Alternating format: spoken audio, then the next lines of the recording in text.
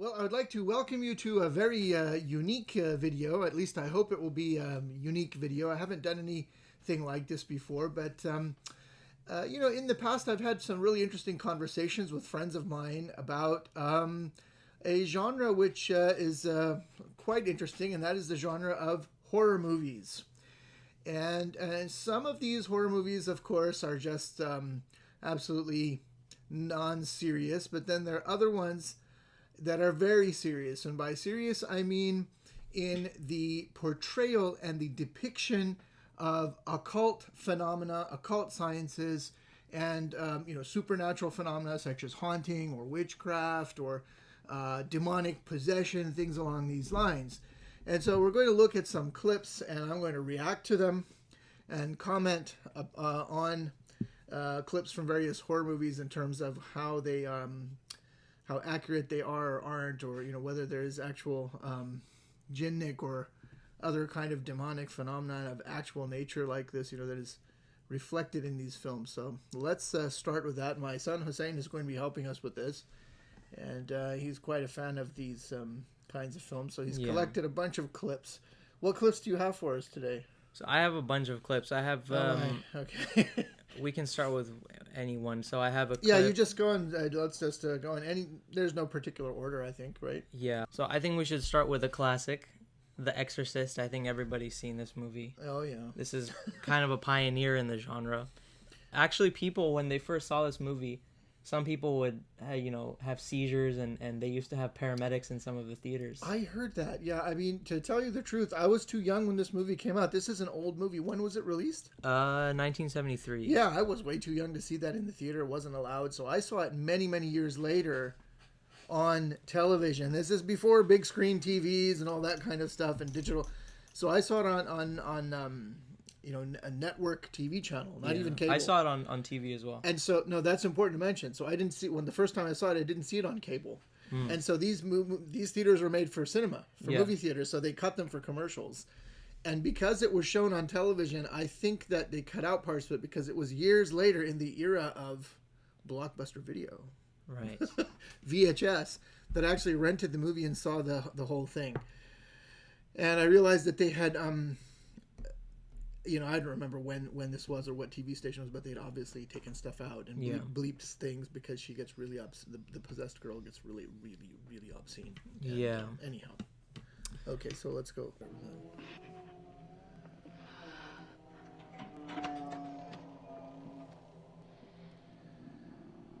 So yeah, the temperature is lower. That's accurate. That's accurate. That can happen. I should say that I've done a couple of exorcisms. I don't want a million people emailing me. Yeah, this is not an opportunity I do not do this. I was in a situation I couldn't get out of it. I had to do it under various obligations.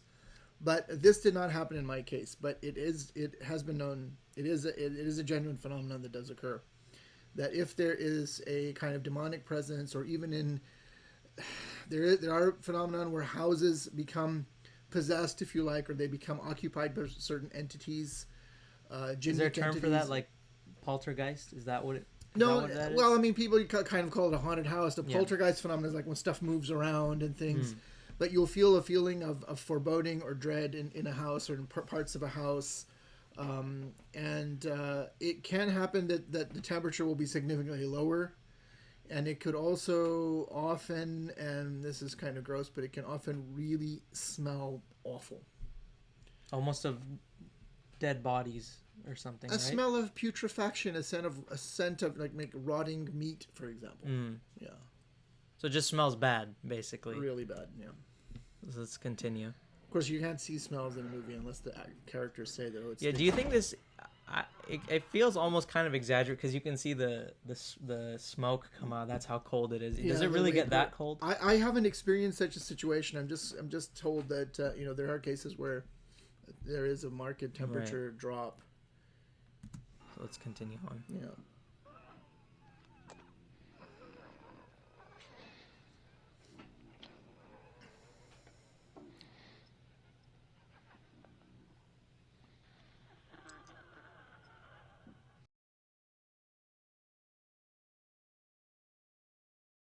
Almost all of this. Yeah, so demonic entities can say things of a very blasphemous nature. They can resort to profanity. They can often speak in languages which the afflicted or possessed individual has no knowledge of whatsoever. There are cases of levitation. I never saw levitation. In my own case, there is the manifestation of strength, much stronger than they should be. Voice changes, face contortion, all of that happens. And there's also sometimes they end up vomiting and things like this. Right. Sometimes they might even soil themselves, wet themselves. And there is a real life example of this in one of the movies we'll cover next, but I won't spoil it just yet. Okay, so here we now, go. Now, is the makeup on the girl, is that realistic? Can somebody really look that? I don't know. I haven't seen anything like that, but people do. Their facial expression does change. Do they become whiter? Is there any specific quality? In the case that there was a case in which I was involved. The guy just sort of like their neck sort of goes like this. It's like they undergo their bodies sort of contort. Yeah, contortion, a kind of spasm, and a voice change, and it's definitely not that person. It's very different, and it's very, very disturbing to see. Yeah. Yeah. So we can continue on. Our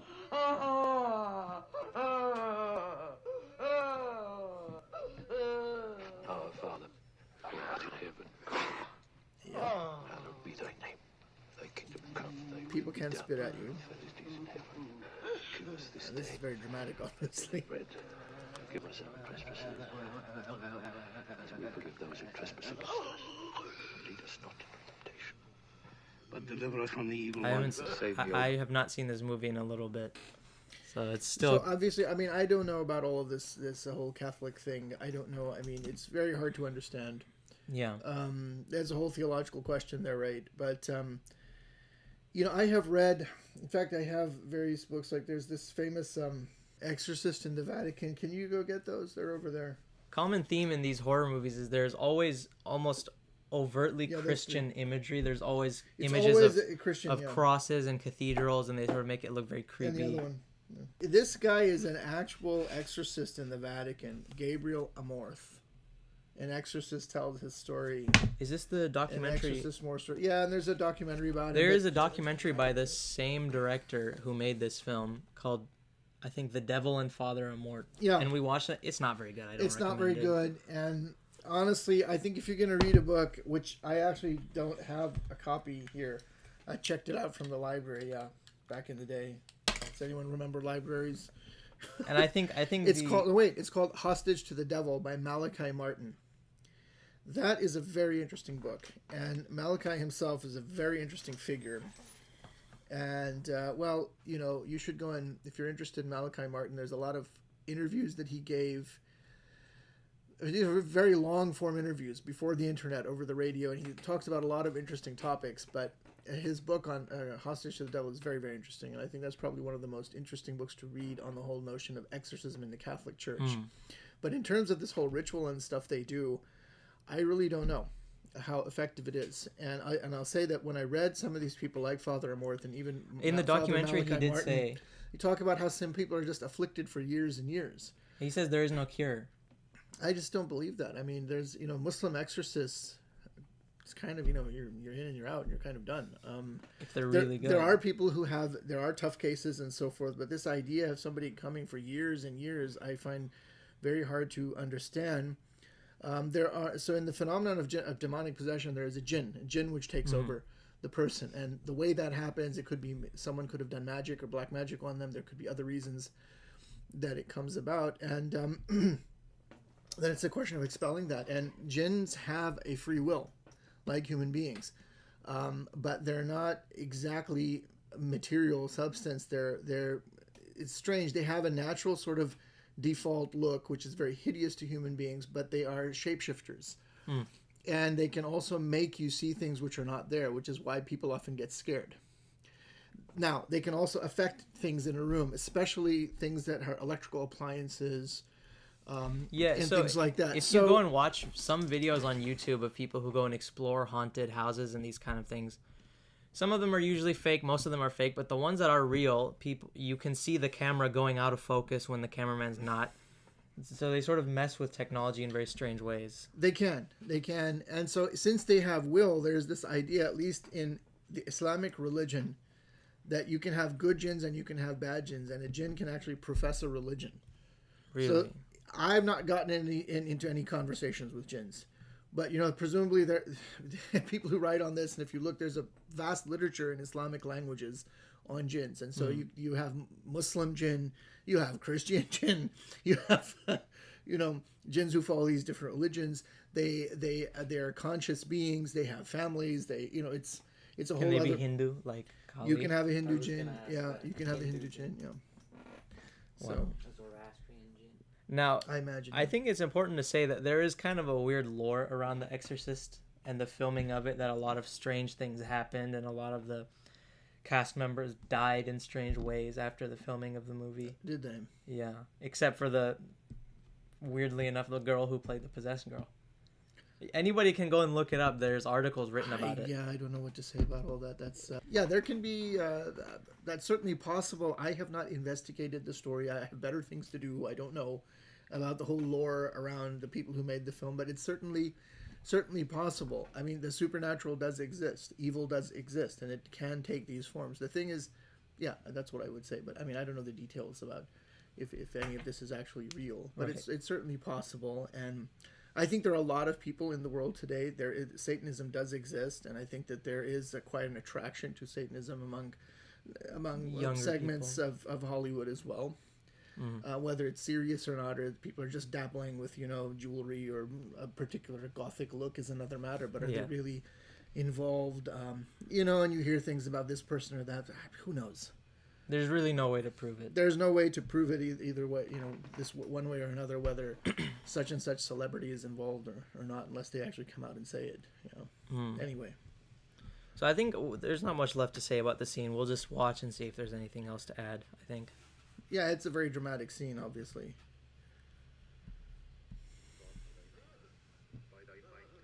By thy might defend my cause. Proud men have risen up against me. Men of violence seek my life. But God is my helper. The Lord sustains my life. My understanding is that this whole thing is supposed to be, this Catholic ritual of the exorcism is done in Latin, though, or maybe the other guy is reading it. I don't know. Again, I don't know much about the Catholic way of doing things. I think one last thing to add is this can people react this way, sticking their tongues out in strange ways? And can there be vomiting? There's a famous scene where she spews vomit. It happened to me. The guy didn't vomit on me, but he vomited in a bucket. In a bucket. Well, I mean, if you strap them, they can't hit you. But I think on my Glitch Bottle interview, I talked at length about one of those. But we can leave a link to. You might want to do a lot of those videos. I think I'll leave a link to most of the occult videos we've done in the description. But I don't know if there's much else we can add. It's a possession scene. And it's pretty accurate, I think. The unfortunate thing is that after this, everybody gets obsessed with this kind of stuff in Hollywood. And there's many of these movies that have these possession scenes. And they're all more or less the same. They're all sort of, influenced by this movie. Yeah. Trying to emulate what made it popular. I suppose, yeah. Well, this is the thing. I mean, we're even doing that. We're making a video on this. There is a fascination in the general public. Even amongst people who are skeptical. Exactly, yeah. So I think we can move on with The Exorcist. Yeah, let's do something more interesting. This is almost... I mean, back in the day, it was a big deal, but now it's just sort of, okay. Because they've seen so many. There's been so many... iterations of films that have scenes like this. So let's go to something... Yeah, I just want to a bit more real quick. Do we have Paranormal Activity? No, we don't have Paranormal Activity. I mean, I haven't. I mean, it's a very famous film. I can say something while. About that. I found. I don't know. They made so many. I think I saw the first 3. Those are pretty accurate. When you can have there are reports of people who feel oppressed by a demon. A demon will come at night and stand next to their bed, and they'll feel that there's a presence there. Things like the kind of things that they showed in Paranormal Activity, I found to be quite accurate. Maybe if this video garners some success, I think we can do a follow-up. Sure.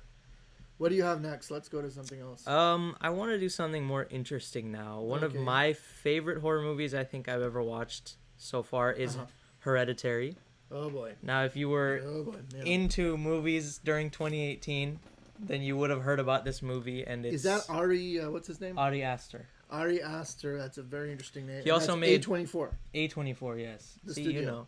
Yeah. And he also made a follow-up horror film called Midsummer, but I can't really show the scenes in those movies. Very creepy. I don't think you even finished it. No, I ended up finishing it. I didn't want to watch that. Yeah. Let's just say I don't think I'm ever gonna watch that movie again. It was not very enjoyable and it was very creepy. And it wasn't It wasn't really a horror movie. It was more of like sort of a cult kind of movie. Okay. So we can start with this scene here. Oh yeah. All right. Now I can unpause the screen recording. Now, yeah, we can start. John, please, I need to talk to you. John, I really need to ask.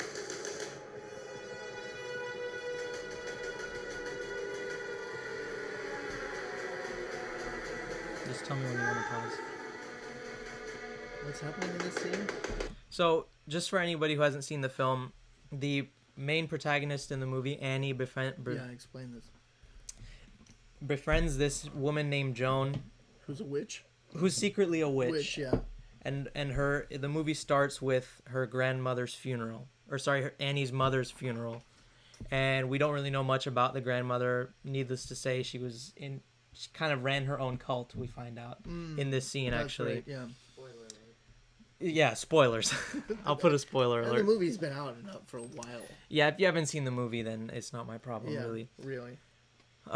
And we basically, the whole movie is about, you have all these occult elements, but really it's about the death, what a traumatic death can do and how it can break up a family unit. It's not for the faint of hearted. I don't recommend anybody watch the movie.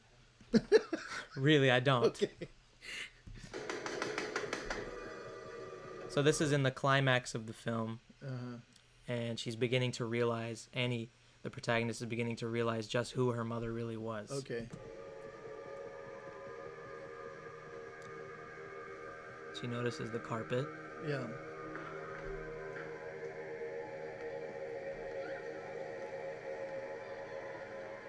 This is Annie's son, Peter. So there were those things arranged inside, and there was a kind of magic circle. Yeah, something was... I'm not really sure I do want to add, when I went back and watched the movie, you can see a picture of Peter there. When you go back and watch the movie, you'll see that the whole ritual... Spoiler alert, they all end up dying, the whole family, and you can see that it was planned by the cult from the beginning. And you can see a picture. The Peter guy dies as well. He becomes... Well... No, he doesn't die, so that's the whole point. So they're doing some sort of a ritual. It doesn't say who has set up this magic circle, but this is often this is pretty accurate in terms of how one would perhaps go about doing such a ritual. But again, this is a Western magic. I don't really know about that, but you can see they set up a triangle. Some sort of a circle. Yeah, there's some kind of a circle, and the person that you want to influence, you need some item of theirs. Oftentimes a photo will work, but obviously a lot of the Islamic texts are before photography, so you would need an item of clothing, or you would need a nail clipping, or a hair clipping, or even earth on which they walked. Really? Yeah. That's strange. That's even in the Quran about how when the angel passes through in Surah Al-Baqarah, and the Samari takes some dust from that, and then he puts it on this cow, and it comes to life, and it's a whole story in the Surah Al-Baqarah. Anyway, so that seems accurate. So we can go back to where we left off. Yeah, so he's sitting on the park bench eating his lunch. I expel you! Satani!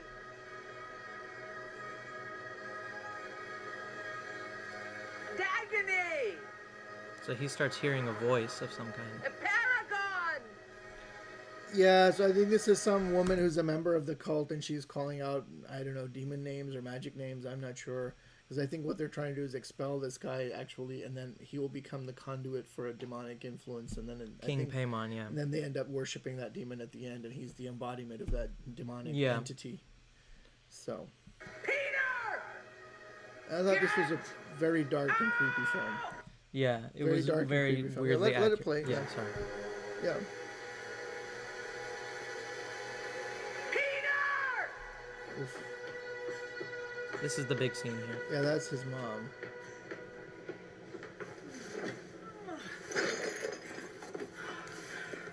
And you notice the carpets now are similar. Yeah. All these pillows. And... Oh, no, those aren't pillows. Those are doormats. Yeah, mats.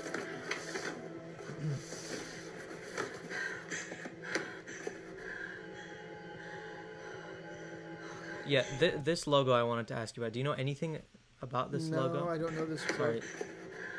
No, what's the book? Let's see what book it is. Do we see the title?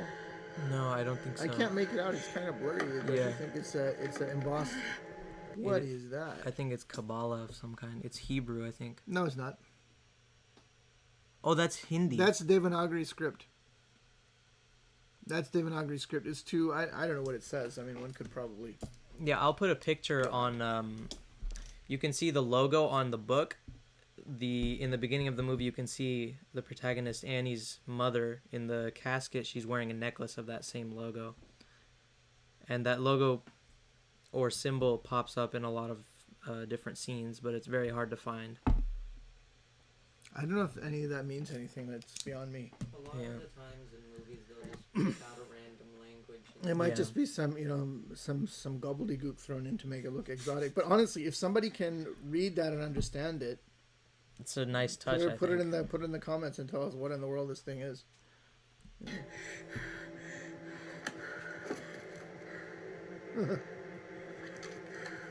A book called Invocations.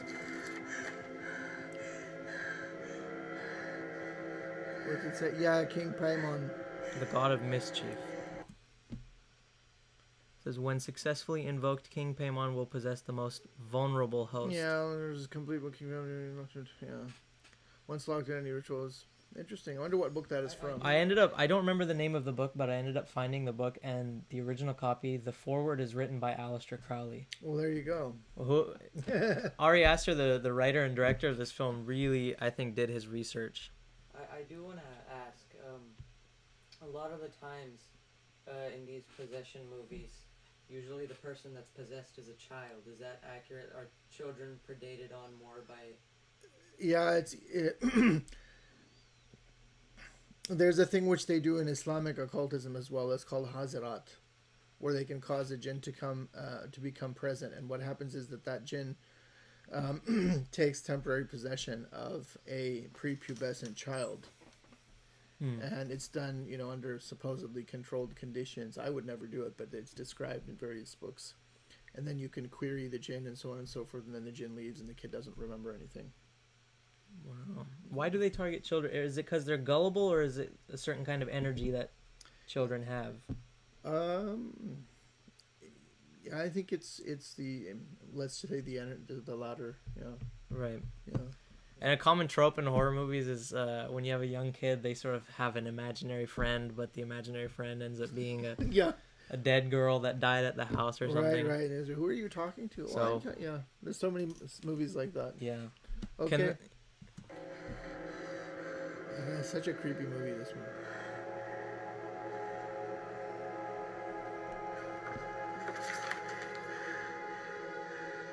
Do you know anything specific about this demon in particular, about King Paimon and the god of mischief? No, man, this is outside of my Your realm? Outside of my realm. It's all the whole world of Western black magic, white magic, Western esotericism. It's not what I do.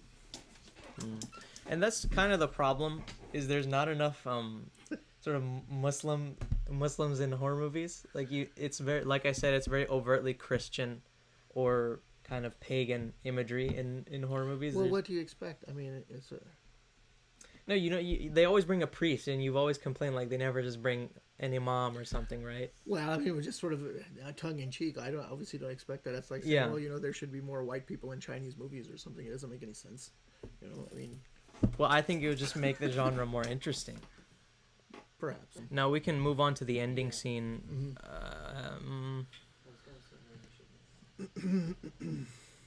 Now this is the transferring of King Paimon into the host body. 5-6 minutes, okay.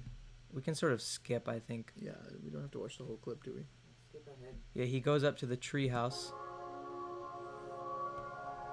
Right, there's the treehouse scene. Yeah. And I might have to blur this out. I'm not sure. No, this is when he becomes transformed into the demon. Yeah, he's no longer. And they will all come and adore him and so forth. Yeah, that's understood. So.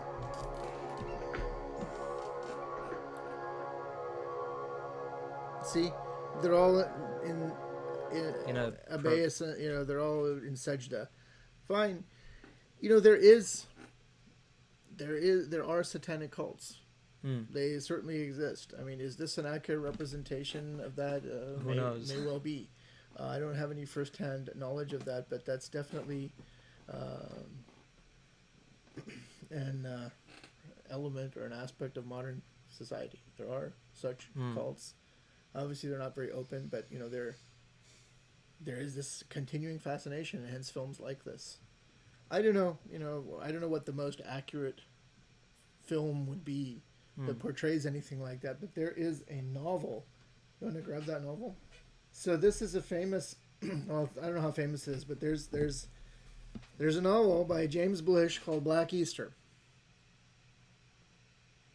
And I actually was not aware of this book. I'd heard about.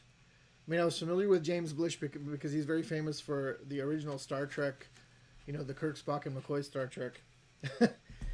And he turned those TV scripts into stories. Yeah.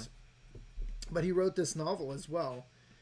And I actually learned about this from Alexander Eth of the Glitch Bottle podcast. He did a little video on that on YouTube.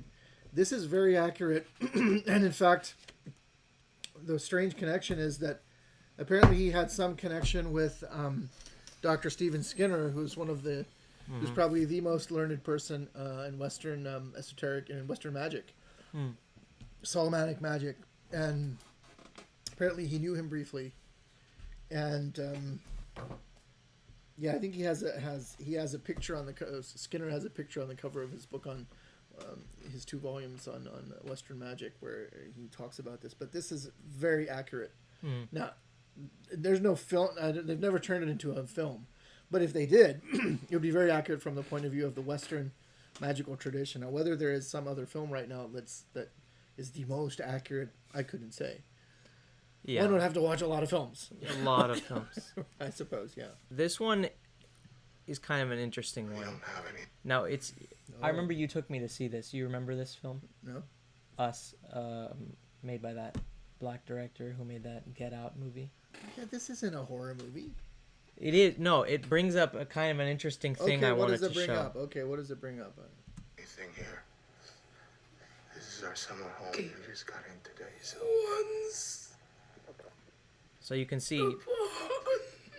Yeah. So you can see it's twins of this family. Yeah. And they become terrorized by this. And I remember you talked about Jinnik twins.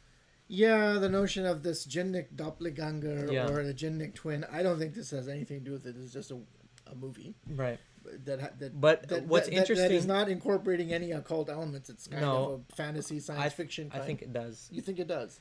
Because in the opening of the movie, this character played by Lupita Nyong'o on the left here... Mm-hmm. She goes into this little weird, thing in an amusement park, and she looks into a mirror, and her mirror, grabs her. Oh. Yeah. I remember when I saw that in the movie, I was like, that's kind of strange. Yeah, I remember. Now I remember that. Yeah.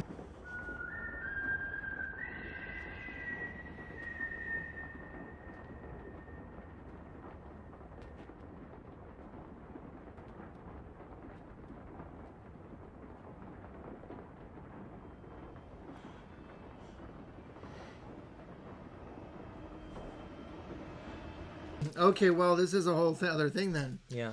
So there is the notion of the jinnic twin, the jinnic doppelganger, which in Arabic is known as the qareen.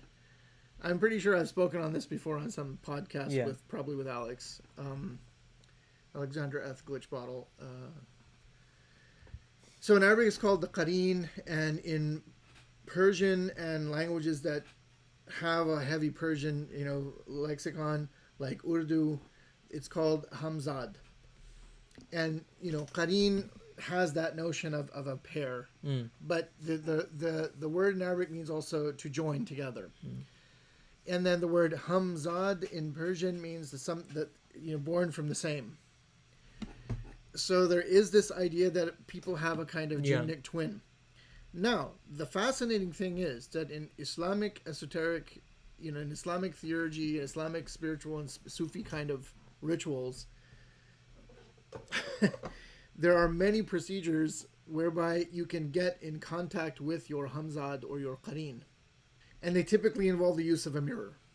So there will be some kind of an invocation which will be done whilst facing a mirror.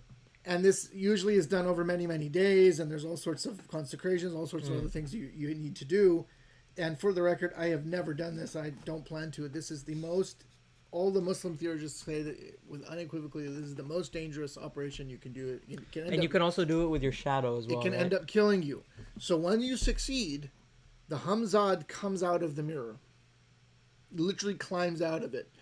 Another way to do it is to use is to invoke your shadow while facing a wall, and then you have to have. It can't be an electric lamp; it's an oil lamp. Wow. Okay. And then you keep doing that, and eventually the shadow will step off of the wall. Will it literally come out and greet you? That's what they say. There was a very famous Indian Sufi master. Named Khwaja Hasan Nizami of Delhi. He's modern. There's photographs of him. He was 20th century. And he did this. And he wrote about his experience. It's there. But you'd have to dig it out from the sources in Urdu, but it's there. And he did this. And I'm pretty sure he used the candle method. Yeah. And he pulled it off. But so in that sense, maybe there's there might be a similar thing there, and maybe in Western esotericism, or maybe the guy who made this film, he got this idea from there. And of course things go completely haywire, right? And then the woman the hamzad comes out, and she actually switches places with her, and that's the story, right? Yeah. Spoiler alert, and that's what happens. Yeah. That she actually comes out of that dimension. Yeah, and takes over her this life. was one of the more interesting things. Okay, that's an interesting twist. Yeah, movie. that was a good one. I think You should have put the scene in the mirror, but anyway. I couldn't find it. Oh, wow. See, this is the problem. About jinnic twins, what's the merit of contacting your twin? Yeah, is there a specific reason why you would want to? They can do stuff for you. That's the whole point. The whole point of all of these people who do magic and stuff is they want something. And that's why most of the Sufis are not involved in it, or if they acquire any sort of prowess in this field, it's secondary. Because they're not interested in that in the first place. Right. They're invoking the names of God, and so God blesses them with power to heal or the power to do this, that, or the other. And if they're using it, they're using it for the purpose of good to help people. So the people who are really involved in tasawwuf, generally speaking, never really do any of this stuff to achieve a particular goal. But there are plenty of people out there who do. Right. And it's a very sort of underground sub rosa phenomenon in the Islamic world. I mean, in the sense that it's known, but people don't really naturally are not going to go into much explanation, and all of it has to be learned by. You have to go to people and they teach you and all this kind of thing. And it's a whole other side of the Islamic world. This is all over the Islamic world, from Morocco all the way to the Philippines. Believe me, it's going on. And this is a question I want to ask. Maybe it's controversial. I don't know. But the point of this video was not to react to movie scenes. It was just to sort of bounce off of them, I think. Oh, okay, right. And do you think that people who are interested in this stuff sort of don't have the right intentions, and that's why they don't really succeed in their endeavors in this field? Well, who knows? That would be a vast generalization to make. What I can say is I said some. That from what your experience, in what I've seen on social media, there's all sorts of groups and Reddits and Facebook discussion groups and all sorts of things. And if you go into any bookstore, just do a search under that kind of a subject heading.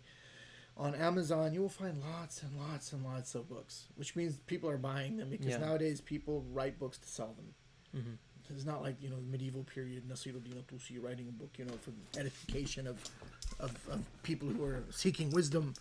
And so that means that there's a huge interest. And most of that is just fascination. And so then it raises the question, why this fascination? Because I think that most people understand that there is more to life than what is offered by the worldview of scientism, atheistic materialism, because human beings are human beings. They have intuitions. They dream. They have sometimes events that involve precognition, or they experience death or trauma, and they realize that there's more to human experience. And so I think, and I could be wrong, this is just my sense of it, that many people, as a result of such experiences and such feelings, they investigate or they turn to the occult because they want some sort of a confirmation of this. They may not really want to do anything. They're not crazy. Yeah, they may want to just conjure up a demon to say, "Oh, do these things really exist?"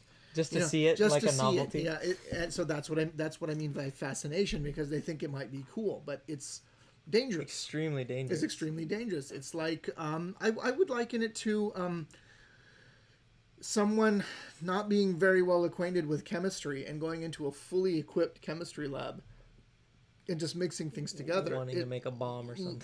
No, it could literally blow up in your face. Right. Or just doing anything. Yeah. I see what you're saying. So they're in other words, it's just an analogy, but what I mean to say is that they're oftentimes investigating or doing, you know, employing elements and techniques which are by their nature dangerous and must be handled with the utmost care. It's not a sort of frivolous activity. Another analogy would be like, you know, you might be fascinated by rattlesnakes and you think you may want to pick one up. Well, it may end up biting you and you might die. And the same with a demon. You think, well, the demon is going to be really cool and you're going to hang out and talk or something. That's just not how it works. And, you know, if you don't approach it properly, it can literally kill you, you know.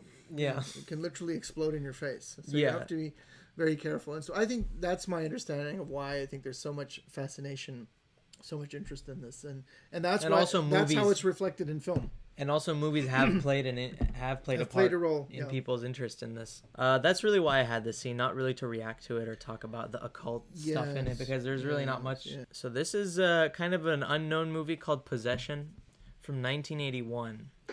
Now, I haven't seen the movie. I just know it from the scene. Well, have I seen this? I don't think I've seen this. You might have. I don't know. It's hard to find.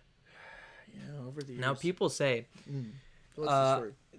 People say there's a subway scene in which the woman in the movie, I think she's the protagonist, is possessed, and people say it's the most realistic possession scene ever put on film, ever. Okay, let's see this. I don't remember... No, I haven't seen this. Yeah, there's a lot of movies called Possession, but this is the one. That's what I was going to say. Yeah. real creative name. All right, well, I'll put it full screen. Let's see how this goes.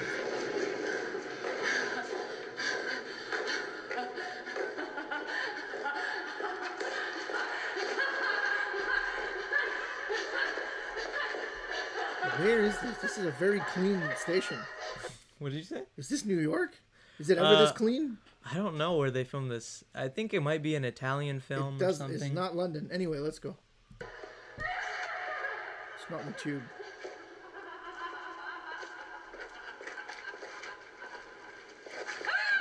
So far, it could just be any crazy drunk on the subway. Okay, no, maybe not. Yeah, I don't think... Okay, no. Yeah, this is how it can be, yeah.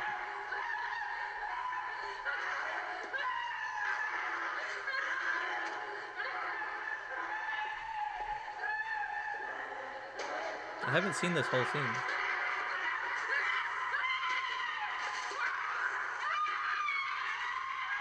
Yeah, that's it.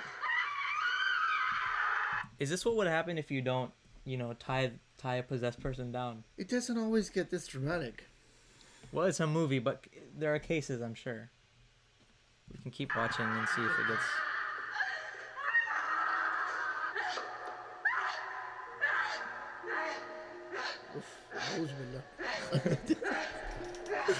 Oh my god.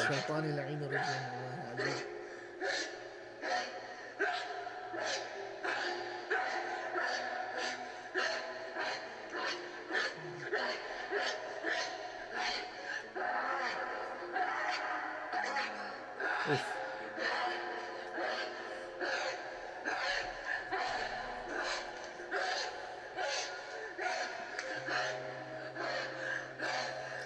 Yeah, so these kind of seizure kind of, and these kind of wild gyrations and movements and flinging around and contortion, this is all quite normal. This is it may pretty not accurate, be this I think. dramatic, but it can happen.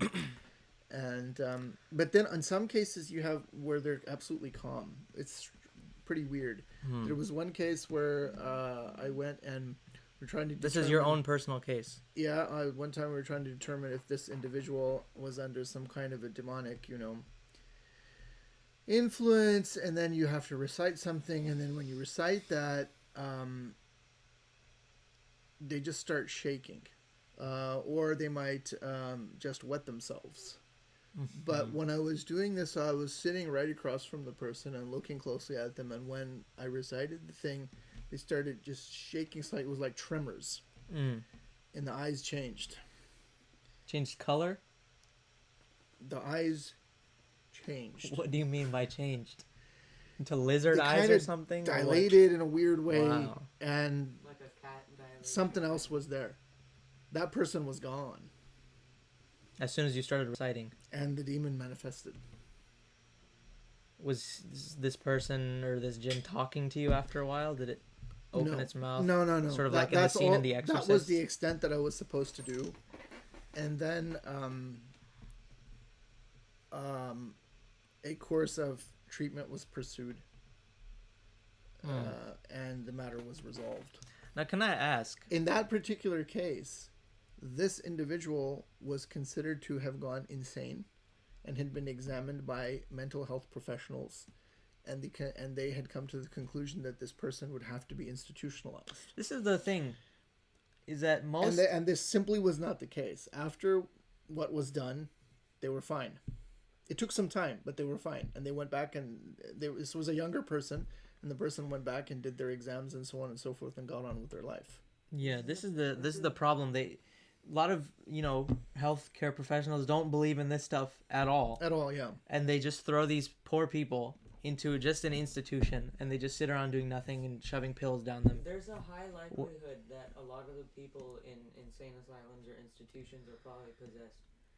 Very hard to say, because now I want to ask. Mental illness does exist. Yes. There are. I was about to ask. Depression does exist. These things are there. Schizophrenia does exist. Yes, I was going to ask. How can you tell? Well, those guys will say there is no telling because that's all there is. And then, in terms of the Muslims' understanding of things, there's various ways of determining it. There's things which you recite, like I was saying, and then you can determine if the person is. Then there's other, I don't really want to go into it. These are esoteric and occult sciences for a reason. But there are methods that are pretty reliable in terms of determining what is wrong with a person. Whether it is merely a natural illness. Yeah. And in some cases, some people will have a physical ailment, but that cause of the physical ailment is not natural. It is supernatural. It involves a cursing or magic and so forth, and that there's also ways of determining that. But these things are very, very difficult. It's not easy, and unfortunately, sometimes it doesn't work either. So this can also happen, especially in cases of very strong black magic. Sometimes it's too late. Yeah. Which is most unfortunate, and there's some very evil people out there. But anyhow, that looked pretty accurate. Do we need to just watch several more minutes of this lady shrieking in a subway? I don't think so. Kudos to the actors. That's a great performance. Maybe they just got what happens in this movie then? I don't know. We should watch it. Okay. Is there any more in this scene? Just forward. Okay, it's just her screaming and screaming and screaming. Yeah, she rolls around on the floor and God knows what else. Does a Catholic priest make an appearance at any point and do his holy water and stuff? The power of Christ compels you. No, I don't think so. Yeah, we should watch this movie someday. Yeah. Okay. What's next? This is a scene from I thought that was the last one. One more? No, we have one more. Okay. Technically two more, but I don't want to do the other one because I don't think it's from the same franchise. But I think The Conjuring 2 is a better example because they actively recreate a scene, and we can react to the actual interview. Oh yes, Yeah. this is what's that? Lorraine. Ed and Lorraine Warren. Ed and Lorraine Warren. A huge franchise was made out of these two people now. Yeah, so these were lay Catholics Yeah. who were involved in some sort of a lay, what do they call that? A lay ministry or something in the Catholic. Yeah. But Something like the that. point is that I think it was done with the full knowledge of the Catholic Church, and is that true? I'm not sure the whole history, Because but my understanding is that in the Catholic faith, it's got to be done by a priest. And not only that, the priest can't do the exorcism unless he's got the permission of his bishop. You know, they have a hierarchy. It's the Catholic Church. Yeah. No, so I don't know much about them specifically. I think a few years ago, Lorraine Warren was still alive. Ed has passed away a long time ago. I'm not sure if They're she's the still ones alive. with this weird museum. Yes, they have this museum have a out in haunted Rhode doll. Island, of all places, with... Everybody knows this movie, Annabelle. It's based off of The a haunted real doll, doll. yeah. And they have this Annabelle doll. I'll put a picture up. Mm-hmm. And it's put in a glass cage, and they have a sign saying, please don't go anywhere near it. This is a very dangerous thing. They have just a museum of haunted objects from their adventures of... Really? Is it still there? I think so, yeah. They have a website. It's a really creepy website. Is there a ticket you have to pay to go in? I don't know. We can we can go there for a YouTube video maybe. Rhode Island. We gotta drive across the country. That's far. Okay. Out in the middle of nowhere. But they became very famous, and they did a lot of television interviews. This couple, and they went all over the world helping people performing exorcisms, and a whole movie franchise was made about them, and a lot of dramatization. But The Conjuring 2 is one of my favorites. Isn't that famous horror writer buried in Rhode Island as well? Who? H.P. Lovecraft, I don't know. the Cthulhu guy. Yeah, I'm not sure. I think he is. Do you want me to Google it right now? Well, he's not really. Okay. Like H.P. Lovecraft. I think so that's worth going to Rhode Island for. Where is H.P. Love? I think they have an H.P. Lovecraft festival every year or something. They do. That's another thing. You said there's a big fascination. He's Providence, a huge... Rhode Island. Yep. Wow. he doesn't really have anything to do with. He wrote creepy short stories. I mean, Yeah, I know, that's but the pre-film version of horror. Right? A lot of people said he traveled around Arabia and stuff. But he. Come on. Back, Yeah, Back I swear to God. Really? Yeah. And he met with like... Yeah, there's a story. Ascetic saints and There's a stuff. story called Nyarlathotep where I think it's about ancient Egypt and the pyramids or something. I'm not entirely sure. I haven't read Well, that in a that while. would be interesting. I didn't know that. Strange guy. I don't know much Okay, about him. Khalas, we don't need to watch this kooky lady now. Let's Yeah. watch some... Yeah, we can move to this scene, and then we'll watch This the real is scene. Conjuring 2. Yeah. Okay, and that takes place in the UK? In the UK, yeah. Which, we've been there. It is kind of a really creepy place. I am telling you, Almost every man. building there is like 5,000 years London, old. there are parts of London which are just absolutely creepy. But anyhow. There's a bookstore owned by witches there, but that's a whole other thing we can talk about in a different video. Yeah, we can react to this scene. First, Interview with the Spirit. This movie is from 2016. This is that Cockney family that gets possessed? Yeah. The little girl.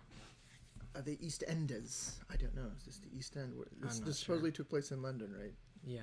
Here we are. I think... Of these frightening activities is 11-year-old Janet Hodgson. I Right. recently interviewed Janet and her 14-year-old sister Margaret. Margaret, What happened next will astonish you.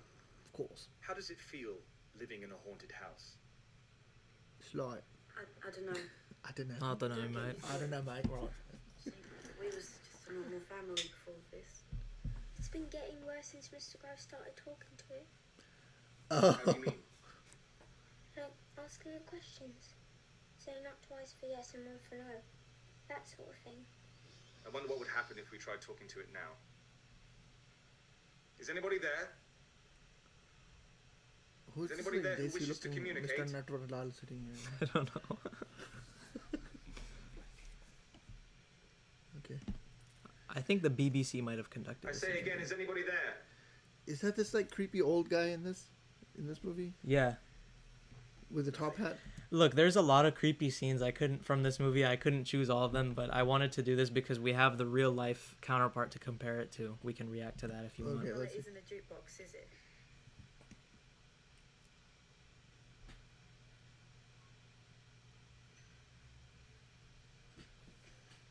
There's a real BBC interview like this. Yeah, I have it in the playlist. Okay.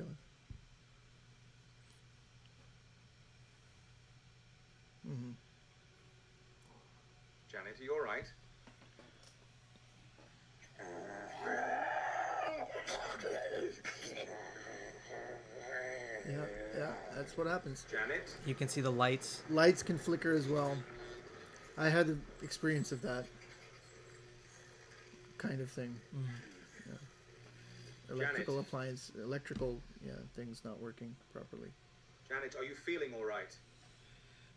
Stop calling me Janet. Isn't that your name? Janet's asleep. And I'm talking.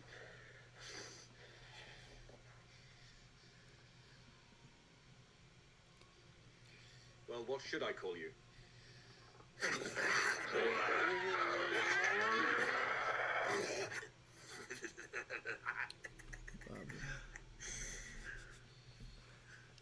This is sort of everything we've talked about so far. What can Right, happen? This is exactly. like more maybe dramatized.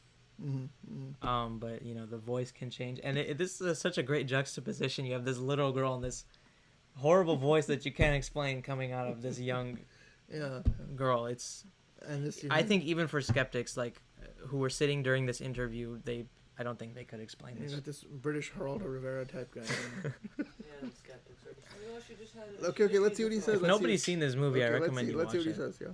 What is your name? What is your name, right? Okay. You don't belong here. My name is Football. My name is Morris Gross. Who are you? Yeah. This is my home. Get out now. No, this is not your house. Now, what's your name? Is he just a journalist, or is he a Yeah, these are journalists. priest or These are journalists. Yeah, right. In the scene, I I think. got to see the real clip now. After Very this. well. Who's there? Knock, knock. Bill. Bill. Bill who? Billy Mail. My name is Bill Wilkins, and I'm 72 years old. Where do you right. come from? I come from the grave. How did you die? It wasn't COVID. I went blind, had an hemorrhage, and I fell asleep and died in the chair in the corner. Why have you come here? Just felt like it. I like to hear them scream.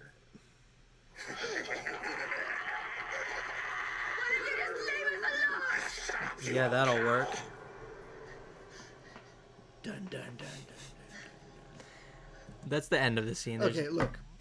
So this whole idea about ghosts, I want to say this. Yeah, people say ghosts a lot. I don't really think that that's real. I think what you have is that oftentimes when people die under horrible circumstances in a place, there are psychic residues that remain there. And so, for example, if some sort of thing like that happened in a hotel or a house or something, and you go and stay there, you might have a dream of that individual and how they were murdered or how they died, as a kind of psychic residue that stays there and sort of infects the psychic space, and you dream it or you see it. Is there no way to get rid of it?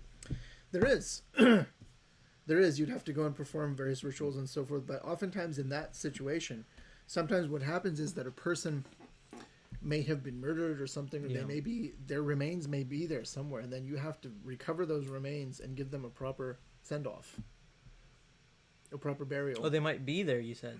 That's one situation of psychic residue. So I'll give you an example. This is documented. Mm-hmm. There was a Pakistani gentleman who had a very he was some kind of a diplomat and man of letters, and his name was Qudratullah Shihab. And this is into the modern period. He was from Kashmir. He was a Pakistani diplomat, and he wrote his memoirs. As it's known as the Book of Shihab. In Urdu, it would be called Shihab Nama, and I have it. And he was involved in Sufism. And he once said that he went and he, in connection with his work, he had to stay in a haunted Haveli somewhere. Haveli is like a big house. And people told him not to stay there. I think he rented it for a period. Maybe we should hunt down the passage and do a separate video on that. Yeah, I have the book somewhere. Anyway, the point is, the people were very scared of staying in this place. He said, "No, I don't have any problem," and he stayed there. And so he would have this experience that like a woman had been murdered there. Wow. And so anyway, it's a long story, and we don't want to extend this video unnecessarily. But the point is that after a long experience of staying in this place and constantly having this, he had them break the floor. Yeah. And they dug under where he was sleeping, and they found her skeleton. Wow. And she was Hindu. And so he had a Hindu Pandit come, and they cremated her. They gave her Hindu funeral Send off, rites. yeah. So that's one thing. So there's a kind of psychic residue. In this case, I think what happens is that oftentimes if you have a house or a dwelling that has been left empty, the jinn, as I told you, they're living creatures. They need a place to live as well. They can't really coexist with humans. They need an empty space. Well, it's just like how animals have been sent out. The ecosystem is messed up, and animals have been, taken out. You come and you build a whole neighborhood, and then what happens to all of the birds and turtles or whatever, depending on what habitat you have, they get pushed out. And so there's less and less remote places where jinn can live. But if you often go into very remote areas, you notice how sometimes you feel kind of creeped out. Yeah. If you go on a road trip or something. Well, no, I mean there may well be jinns in the forest if you're in a very remote forest or in a very remote area, caves, what have you. There's a lot of jinn in the desert. In the desert, out in the middle of nowhere. So, but in places of human habitation, if a house has been left empty for a very, very long time, sometimes they take it over. So we aren't doing this movie, but there's a famous movie with Nicole Kidman called The Others. I've heard of this movie, yeah. Okay, so in that, you think that you're living in a haunted house, and they have all this, but it turns out that the protagonists throughout the whole movie, they're the jinn. Oh, wow. And it's the other people who are trying to get rid of them. And so a lot of times, these jinn, they will then scare you saying, "Oh, I'm a 72-year-old man and I died in the chair." And there may well have been a 72-year-old man who died in the chair, but they know that about the house, and so they creep you out by taking on these personas. Because another thing you need to know about jinn is if you ever get into a conversation with one, they lie a lot. They are inveterate liars. They are deceivers. They trick people. Psychopaths. They're every bad thing you can imagine. Every bad thing you imagine. So, yeah. Is this the clip of the real girl? This is, yeah. Unbelievable. Okay, let's see that. Yeah, so obviously the voice is not as... But it does happen, huh? As it is, yeah, but it does happen, I think. These teenage sisters believe they're haunted by a poltergeist. I was going to ask the same question as I asked earlier. How many voices are there? 600. 600 voices. I know the joke. How many really are there, Margaret? I think so far we've had 10 Three. Sensible voices. But the rest of the names are absolute rubbish. You hear that? That was weird. I think we can skip ahead. Maybe they have more. Okay. Yeah. Wait, is this the... Is anybody there? Oh, yeah, they're recreating. That's what they recreated.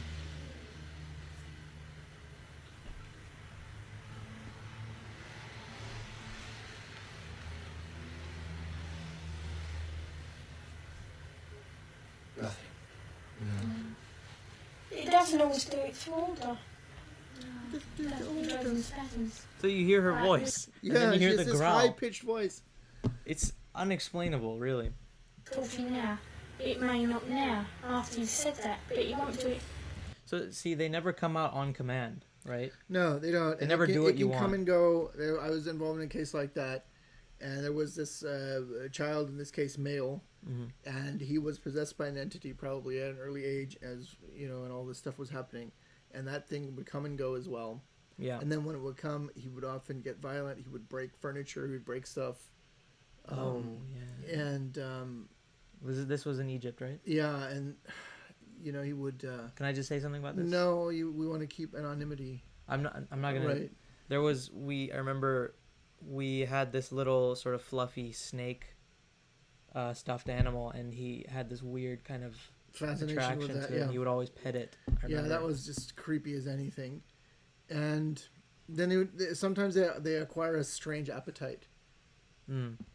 In other words, they will obsessively eat Anything. Well, like banana peels and weird stuff. Well, it could be, or they'll just stuff themselves. Right.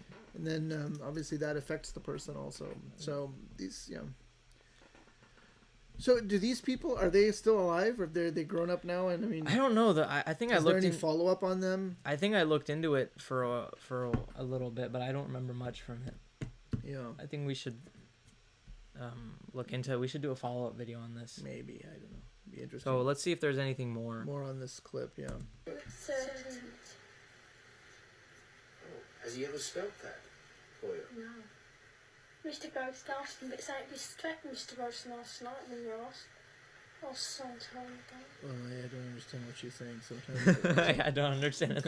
Sometimes, I'm sure that... Sounds like she's speaking another language. Yeah, sometimes... Let's skip ahead. You don't understand the American accent either, so it's okay.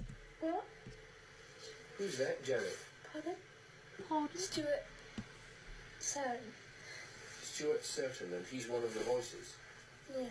She has such a high voice, yeah. And then it turns into this weird... Speaks through you. To annoy us. Does he ever say anything nice? Yeah. At the end of the movie, I don't think there's much. At the end of the movie of The Conjuring 2, they do play audio recordings of this interview, and you can go and listen to it. And it's really strange. Tell me about the beginning, the first night that you happened. What was your brother's playing, doing? falling about. I wasn't quite sure now. It was scary. Yeah. Janet, what about Janet? When it comes from your area, Janet, do you feel anything in your throat? No. You just don't feel anything?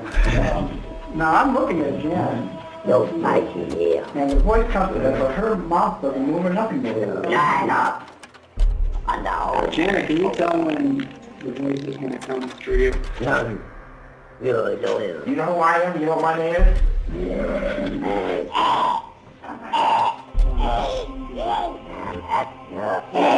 Were you a Christian?